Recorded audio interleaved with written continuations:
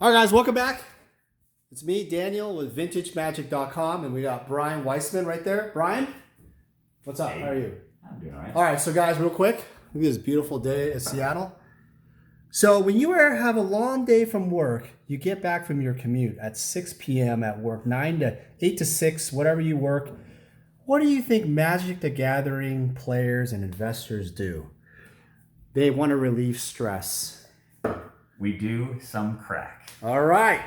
We're literally going to crack these graded cards today from Beckett. Show us before they're cracking what they are. Oh, all of them? Yeah, why not? Okay. So why don't we go through it? Go ahead, Brad. All right. So this is a subsection of a bunch of stuff that I got recently. And Daniel counseled against cracking open some of this stuff because he felt that it was slightly overgraded. And these cards were determined to be either overgraded or they had grades that were commensurate with the quality of the card inside. So back up. Why are you cracking these out? I'm cracking them out because I've been collecting alphas ever since I was bitten by the alpha bug at the Wizards tournament at NOOBCON back in March. Is it March or April? It's April. April. So it hasn't been long, actually. And I actually eschewed investing in alphas for a long time because as someone who played the game from the nearly very beginning, there was a long period of time in Magic's history when alpha cards were banned from tournament play. They were considered to be sort of the ugly stepchildren of the Magic universe. And as a result of that, I kind of looked at them as exactly that. I looked at them as just being inferior to beta cards. So all of the people that wanted to pimp out their decks back then would invest in beta cards instead of unlimited, and nobody touched alpha. So there was a long period of time actually where beta was more valuable than alpha, and it wasn't until, I don't know, you'd be able to speak to this better than me, but probably maybe the last 6-7 years that alpha began to overtake beta in terms of value. And then now alpha's on a completely different trajectory from the rest of the game. Alpha cards are appreciating at a rate outside of everything else. And I think the reason for that is that not only are alphas by far the tiniest print run, there's only allegedly about 1,100 of every alpha rare ever printed. And I'm sure that's something you've talked about extensively in your other videos. But additionally, it has the special mystique and renown of being first edition. It's literally the first edition of Magic. So when people think of collecting first edition other things like comic books or Pokemon cards or something, first edition is just regarded as being more valuable and more collectible than anything else. So people who are coming into Magic from outside, not necessarily players, but people who are doing it as an investing endeavor, I think they view alpha as the thing to buy. It seems like the best storage of wealth. Not only obviously are all the alpha rares, or nearly all of them, on the reserve list, but they also have this special properties to them. And yeah, I've kind of come to appreciate the aesthetic quality of alphas, the overly rounded corners, which Daniel and I learned recently was actually not a volitional thing by Wizards. In fact, it was a completely capricious decision made by Cardamundi when they were given the design specs for the alpha print run, which included obviously the way that the cards were going to look in general with their pictures and how many cards are going to be on a sheet and so on. But they didn't really tell them how big the cards were going to be, and they didn't tell them anything having to do with the contours of the cards. So Cardamundi was handed these instructions, and they kind of looked at it, and prior to that, there was no precedent for printing collectibles in a gaming space. There was no such thing as a collectible trading card game. And so they said, well, how do we make these things? We have no idea. Well, we know that we need to make the corners rounded because people are intending to shuffle the cards. However, how rounded do we make them? And so they went, they gave it some thought, and ultimately they decided, well, the other thing that we're familiar with are printing casino cards for European casinos. We print playing cards all the time. That's what our primary bread and butter has been. So let's just use the same cutout, the same cutting die that we use for casino cards. So if you look, actually, alpha cards resemble European casino gaming cards, like poker cards. They have the same overly rounded corners. And nobody batted an eyebrow at that. Nobody even cared when the cards first came out. That was just the way that Magic looked. And it wasn't until they went back to the drawing board and did the beta reissue of the set. And of course, it wasn't called beta then. It was just called the second printing of the original core set. And then those beta cards showed up, and there was a huge uproar because they had different corners. At which point, there was panic at Wizards, and they said, well, we can't have these two different card backs that are discernible from the back. So we need some sort of standardization. And they said to Cardamundi, I believe, we don't care how they really look. Just make sure that they're consistent from now on. And at that point, it was easier for Cardamundi to continue to print with the the more or the less rounded corner that we're familiar with today. What are you doing? I'm trying to make a 40 and I keep forgetting how to make the 40. Because it's called Alpha Daniel 40. Chang no, hold on. Is that infinitely wait, distracted. John? Help us out. This is in our friend regards to John. the 40. John. Okay. You see how everybody's like, "What the hell?" But you Yeah, know, I don't know how you're doing I forgot the 4. The line goes there. This guy, attention span of, just remove the zero. No, hold on. Just It four-year-old. looks great. Okay, big Right. smile, Brian. This looks great. Right here. 1, 2. This is a good picture. Okay, All right. Brian. Wait, hold on a second. Finish the anecdote. Yeah, finish here. Okay, But- so yeah. so they said we don't really care how the corners look, just make sure they're standardized so that we don't have disparity between the corners because that just makes all the cards marked. Nobody played with sleeves at that point. You couldn't. It was unfair for a player to have a mixture of alphas and betas because they could just look at the back and say, "Oh, I'm going to draw a land because I know that all my lands are alphas." So at that point, I think it was probably easier for them to just stick with whatever their current cutting specs were, which were the beta set. So the subsequent expansions, Unlimited and Arabian Nights and then Legends and Antiquities, all had the less rounded corners that we use today. Did Peter tell us all this? Yeah, this is. Oh, this okay. is So what from Peter. I happened? don't remember if that was in your video or Yeah, not. but- I think. Well, yeah, something happened. But why did they switch from rounded corner, the more rounded? What happened? Well, What if is- you weren't so busy assembling the 40, you would have heard me. I just told you the story. Oh, It was arbitrary. arbitrary. That's okay, the right, thing. right. That's the big reveal. The plot twist was that this thing that seemed like there had to be some kind of guided action behind it. There had to be some directive from the company, which is what I always assumed, that they printed the alpha print run and they didn't like it, or they intended it to be like beta, but Cardamundi screwed up somehow and made the corners more rounded, and that's why they directed them to make them less rounded for subsequent. No, what was the reasoning why? So they directed them to make it less rounded. Why No, did they they do didn't. That was the thing. Oh, This they was didn't. entirely Cardamundi's I lost decision. that Some when guy I in talked to charge Peter. of printing magic just made the decision. They said, we Oh. don't know what the precedent is. We don't know how rounded corners are supposed to be. Let's just use what we know, which is casino cards. Right. So that's why alphas look this way. And then when they went to make beta, for whatever random reason, and there's some guy at Cardamundi that was in charge of this who obviously didn't understand that it mattered, went ahead and made the corners less rounded. So when beta showed up, people got their cards and they were freaking out because they're like, well, they're all marked now. Half of this set is marked, right? I can't play with a deck that has a mixture. So it was a of cards. mistake. But the consequence of that was because sleeves were not only not compulsory as they are now, but they were actually banned for a long time. If you played in tournaments, you were not allowed to use sleeves, which meant that you couldn't play with alpha cards either because they were marked by default. And in fact, just as a side note, there was such inconsistency in the quality control in the early Magic printings that savvy pro players, two very famous Hall of Fame pro players who I will not mention now, but they were ML? they were notorious for doing this. Yes, they were inductees in the first few classes of the Pro Tour Hall of Fame, but they were famous for exploiting this in the early Pro Tours.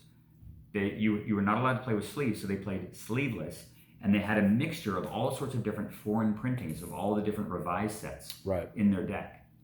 And they could literally look at the top of their deck, and because there was slight differences in shading and the red saturation and various other components of the Magic deck, Very true. they could tell what was sitting on top of their deck 100% of the time. Italian Legends, Renaissance, all those. Yep. Yeah, absolutely. and there was actually, they played each other at one point. This is a crazy story. In one of these tournaments, they played each other, and they had to put their deck inside of a cardboard shoe kind of thing. Right. So they weren't allowed to actually look at their deck when they went to draw a card because they could both do it. They both had Field of Dreams. like a all the casino time. shuffler. Yeah. Well, sort of like that, like a casino shoe. But these are just a little box that they had fashioned to nuts. keep them from being able to look at the top of their decks. Because the quality control back then was so inconsistent. Wow. And then obviously that problem was solved later on by making sleeves mandatory, and then you don't have to worry about the card backs at all. One interesting thing you told us earlier was back in the day they weren't as desirable. They're considered marked. Give us an idea of cost. So versus beta and alpha back in the day when you were playing, like differences. Oh, cost in terms of what they cost to yeah. acquire. Well, like I was saying at the beginning, because alphas had this, and this was the impression that I've carried with me for 20 plus years of my Magic career, was that alphas were the ugly stepchildren of the Magic world, and that they were not desirable. That their overly rounded corners was viewed as a flaw, a design flaw, and something that was later corrected in beta and all subsequent expansions. So because they were unique in terms of their roundedness, people didn't want them.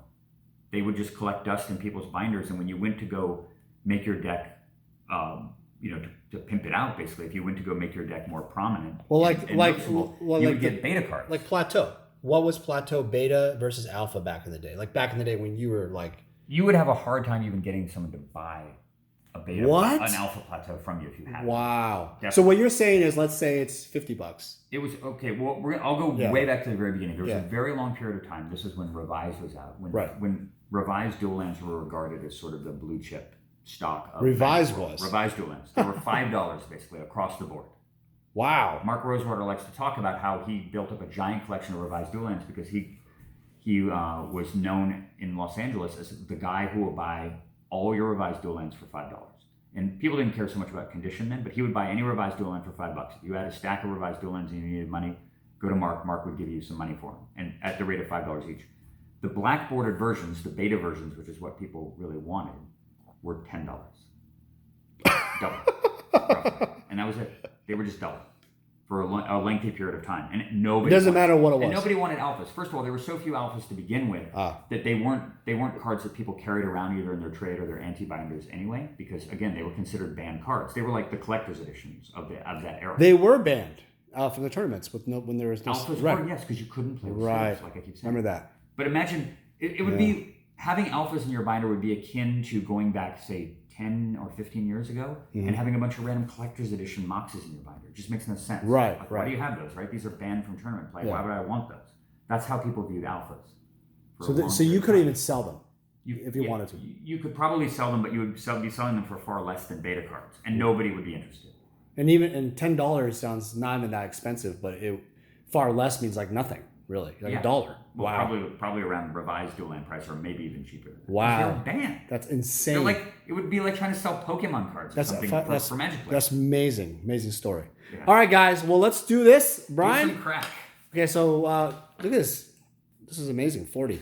All right. All right, so what is your technique, by the way? What are you using? All right, what is this? My what is technique is actually, I didn't pioneer this at all. Are you going to smash it? Just smash it down? My sensei was Chris Wilson, actually. Who has done some crack in his time. He showed me some pictures of some garbage bags. All right, so you got a garbage bag? 4 or 5 garbage bags filled with No, not a sponsorship. You got QFC garbage bag. You got a little tiny flathead. I use a longer. I think I was using a longer one before. I think this one works fine. Okay, let's take a look. So my technique is to basically, this is, am I really opening this? This is a quad plus. Hold this. Why am I opening this? Hold that up. This is a 9 quad plus. Why am I opening this up? That makes no sense. Because if you what I was saying is if you cracked it out, you would actually. It's quad plus. Why would I open a quad plus? Well, it's your choice. Crazy. No, I think that one was wrong. You got that from the wrong pile. That one was leave it alone. All right, we'll put that by the side. Yeah, We're doing less crack today. But there is a 9 trop here. But this 9 trop would regrade just fine. Do you want to open that too? This is not quad plus, is it? It's not. 9.5. Okay, yeah, I'll do this one. So the quads you want to maintain. So the technique that Chris has is you basically grip on the corner. Slow movements, yep. Okay. You keep it tight, and then you just crack it this way, although I'm going to do it inside. Oh, I might hit my eyeball. I'm going to do it inside the bag because we don't have safety goggles. Oh, you do it in the bag? That's what Chris does? Yeah. All right, go ahead. So unfortunately, well, you can film it from above, I suppose. Here, I'll do it down. Yeah, there you go. Yeah, hold on a second. Yeah. Are you ready? You want to film from above? It's like, whoa, God. All right. So all right. That cracks off the corner. Brian, how did that feel, by the way? All that buildup, and it only takes about hold that like 2 this. seconds to do crack. Hold What's that. that? Like This just hold it like little this. things are cool. So how did that feel, by the way, the energy, just cracking it? Does that feel amazing? The power? No, there's no power. What do you think, John? It's just a little... No, every time I crack something out, it feels fun. Wait, hold on. Run the screwdriver through the top. Okay, hold on. What he just did there was not what I would do. The aggression level there. He's worried about it having... Yeah, I've had it so many times where I've messed up and I've never Chris did that told one a story about how he did that with... So guys, what I do, you know what? I'll actually do one here in a minute. What happens is I do it so the angle goes this way. The reason why is then you can't fuck it up that way. Probably true. All right, so... This. And I feel a lot of pressure. Yeah. I didn't feel pressure before. And you pull it apart. Okay, that's a little aggressive. And then it goes in the garbage by accident. So now, what's good about the Beckett cases, guys, is that they're already sealed already. They're like a double seal. It's not a heat seal, but basically, it's so. What's nice about it is they don't even come out anyway. PSA, there is no plastic. All right, do another one. Let's do it. We're gonna So do let's just see how the 6.5 Emerald. This massively. Look at this thing. There's got to be something grievously wrong with that. What do you think the value of all these combined you're cracking out is? Over 100 grand. Is it that high? So, like, yeah, 1, 2, 3, 4, 5. No, it's like 40 maybe. No, I'll just put 100 grand in the video title. So sounds good. Okay, go ahead. Now, Brian had an 8.5 Alpha Lotus that he's not going to crack out, guys. And so that would have put it over 100 grand. But the problem here is, the reason why I did not feel that I was comfortable with it was the subgrades. If you would regrade it, he would not get the financial value back. So we'll have to go over that with another video. Okay, so see how Brian does the double clamshell technique? The problem is if he fucks up, he might squeeze the border again. That's the problem. Now this card, when I got 6.5, I realized it's warped a little bit. Is it warped a little bit? A little bit. I didn't. At some point. All right. What should we do next? Ancestral Recall. Okay, Ancestral 8.5. 8.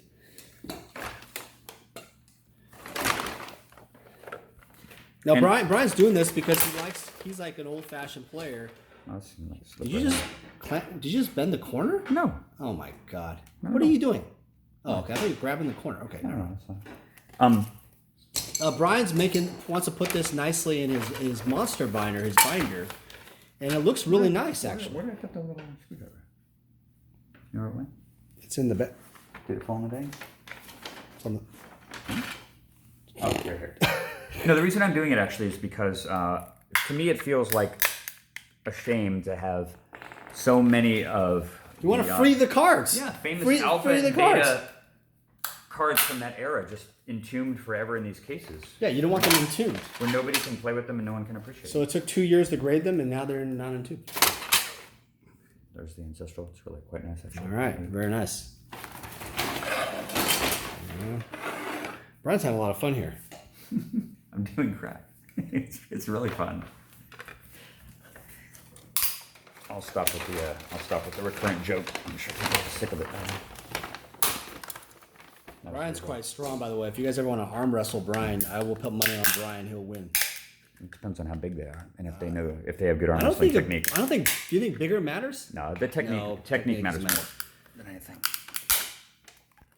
Arm wrestling is definitely a technique sport. Okay, guys, see how that Tundra almost fell out? If he made one error, it dropped. It would just make a corner ding. It's protected in a plastic case. What are you talking about? If it hits that corner on a hard surface, it's going to make it. Would you like to experiment with some cards? Let's get some new cards and start doing corner drops. And you tell me how that looks in a plastic case. Corner drop. Yeah, exactly. Daniel will do anything to prove a point. For content for All right, you guys. this is an 8 Emerald.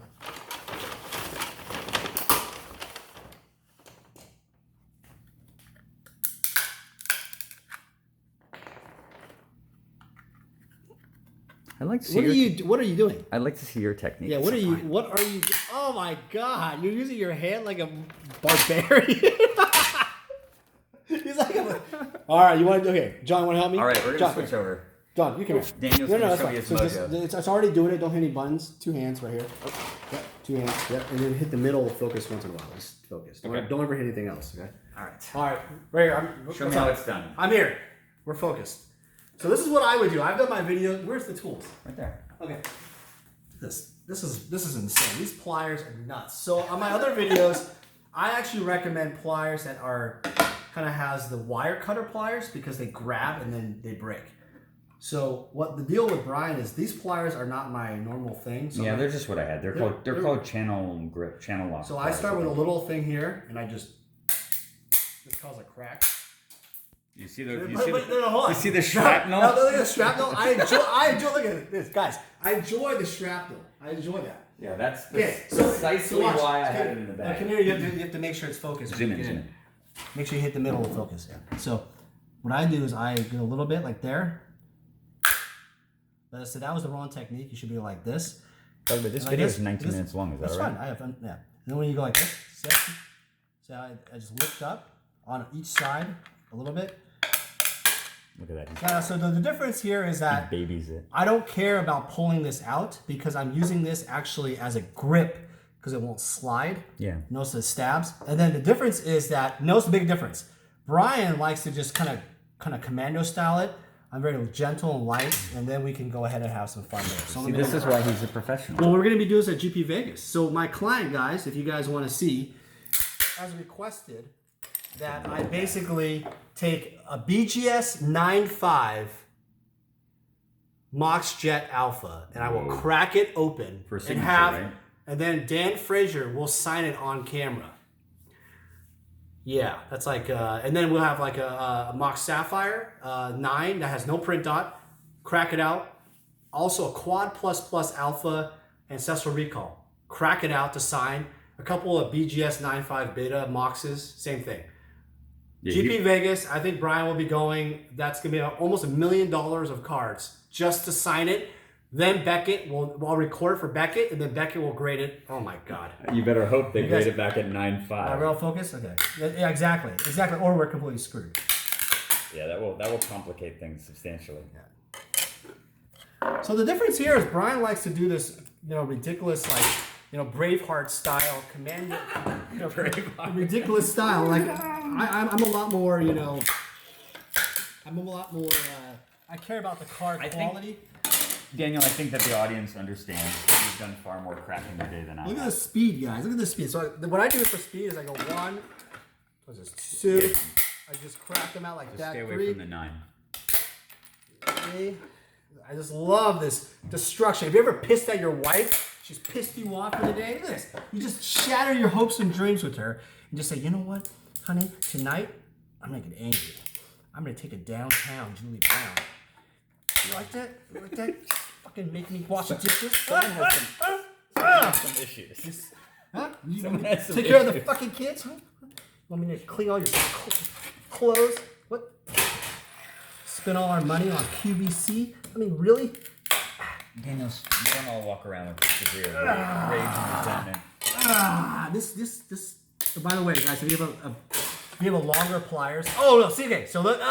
This is why you do not have short Pliers? Oh. Okay, so the crack is making its way down. That's it. Here's a trick, guys, with that pliers. Okay. Because of that, you have to remember, because it's open, the force. We have this one too. It's open. Yeah. That should look a little weird. The force you cannot do as much because this side will actually flip. Just want to do like a little. Now it's even. So now because of the crack, if you ever do that, center crack, this is very dangerous, guys, because I don't want to push too much. I'm just lifting. What's the risk of that center crack? Very bad, because you could actually crack it and cut through, and then Oh, I see. You bend the card in half. And if you go slice if you go like your style, like Brian likes to go Braveheart style. That's what Brian likes to do. Magnificent. All right, guys. So thank you again for watching our stress relieving moments. If you enjoy the content and the quality of what we're doing, please thank you. To be honest, it feels more stressful than baseline to do this. So like it doesn't feel like a stress reliever. Please put in the comments below whose technique was more effective. that's QVC not a garbage method. That's not a contest. Or the more. It's not a contest at all. All right. Thanks again. Here's All right. the square.